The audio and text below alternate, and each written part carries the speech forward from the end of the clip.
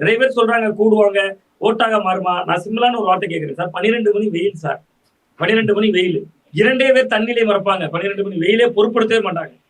பார்க்கணும்னு நெனச்சா பார்த்தே தீருவாங்க. ஒரு தரப்பு காதலர், ஒரு காதலி வர்றாங்கன்னா 12 மணி வெயில் கண்ணுக்கு தெரியாது. இன்னொன்னு உங்க ஊர் ரேஷன் கடைய கூட பார்க்காதீங்க.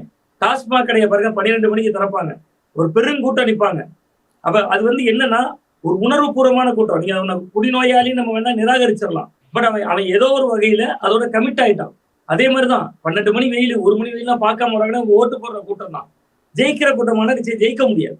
ஆனா ஒரு பெரிய தாக்கத்தை இந்த தேர்தல்ல ஏற்படுத்துவாரு அப்படின்னு தான் பார்க்கிறேன். நான் டாஸ்மாகோடு ஒப்பிட்டதால் அவர்களை சிறுமைப்படுத்துகிறேன்னு அர்த்தம் இல்ல.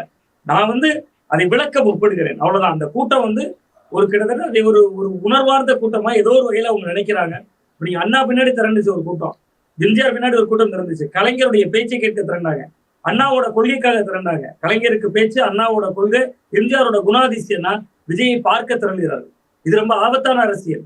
நீங்க ஒரு நடிகரை பார்த்தா போதும்னு வர்றாங்க அந்த கூட்டம். அப்ப அந்த வகையில இது ஒரு பத்திரிகையாளராக ஒரு ஆபத்தான அரசியலாக இருந்தாலும், அதற்குள்ள ஆபத்து இருந்தாலும் களம் என்னன்னு சொல்லணுமே. களம் விஜய்க்கு கணிசமான ஓட்டை வாங்கி தருகிற சூழல்ல தான் இருக்கு அப்படின்னு தான் பாருங்க.